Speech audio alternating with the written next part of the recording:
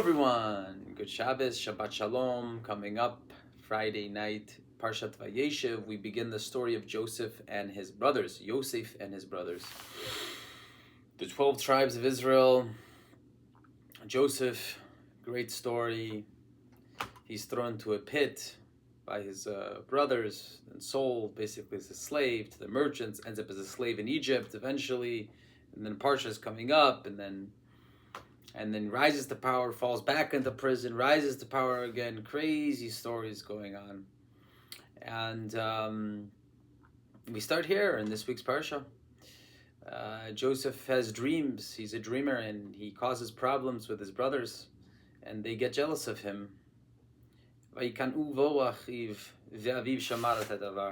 brothers were jealous of him, and his father was cognizant of the matter. In the end, they sell him, and they lie to the father. They dip his coat of stripes, or his nice coat that his father had given him, and they dip it in the blood, and then sheep's blood, and they tell the father that he was eaten by a wild animal.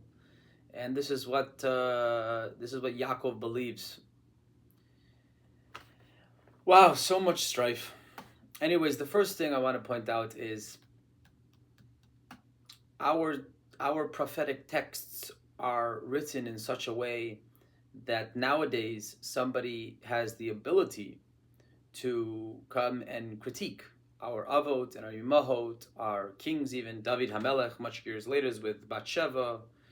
And I think that's part of the point. That's obviously part of the point.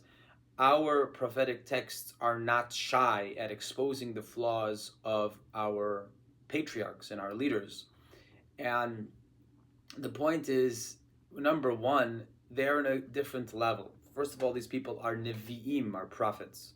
So they're operating on a different level. And secondly, that's the whole point. The Torah mentions the mistakes of Moshe Rabbeinu, and But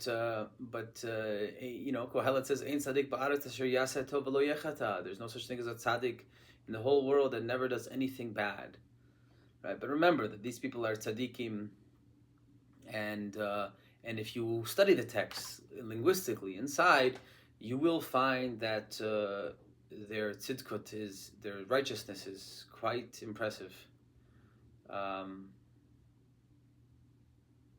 And at least on the Pshat level, especially reading translations, you will be swayed and biased to just critique them.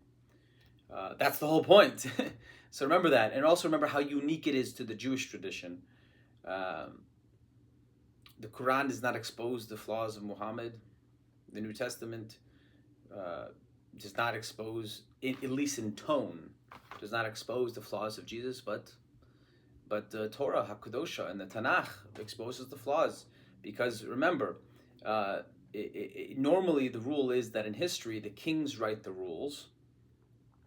The people who win the wars write the rules, write the history books. But our Tanakh is not just a history book. Our Tanakh is not, what books made it into the canon, into the Jewish canon, has to do with the Sanhedrin, has to do with the Jewish Supreme Courts throughout the ages. It has to do with kosher prophets, right? The strongest people in the Jewish history, if they were sinners, they didn't get to write the books. We kept the Jewish canon alive via kosher prophets and Jewish Supreme Courts run by great rabbis of the Jewish people. Now, there is one little teeny Dvar Torah I would like to share with you. When Joseph is thrown into the pit, the famous words are "V'habor reik ein bo mayim." The pit was empty, and then the Torah goes on and says "ein bo mayim." There was no water in it. And Rashi asks the famous question that's answered in the Gemara and the Medrash, and he brings the answer. If it's empty, of course there's no water. Why say "ein bo mayim"?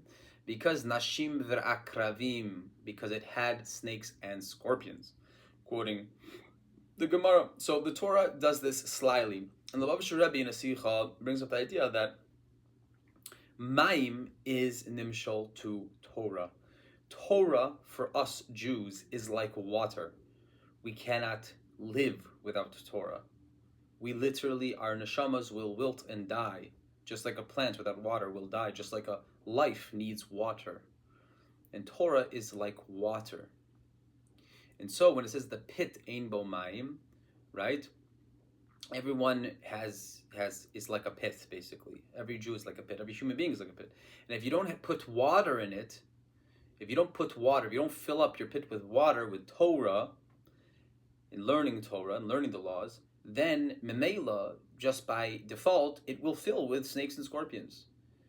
Meaning, this is something that my father always told me growing up, is that if you're not progressing, you're going backward. There's no such thing as staying in one place and thinking that you're going to be fine. You have to progress. You have to study Torah. Every single day you have to feed your soul with water. As the Gemara says, one of the 5 questions that, so to speak, we are asked afterwards, after we leave this world, is Kavata itim la Torah. Did you set aside times? It's not about how much, it's about the discipline. It's not about the quantity of how much you learn, but it's about the quality. Try to learn Torah. Lefum tzara agra, according to the toil is the reward. It is not upon you to finish the task. You are neither free to desist from starting it in the first place, as Perikei Avot says. Have a wonderful Shabbos. I'll see you guys all tomorrow.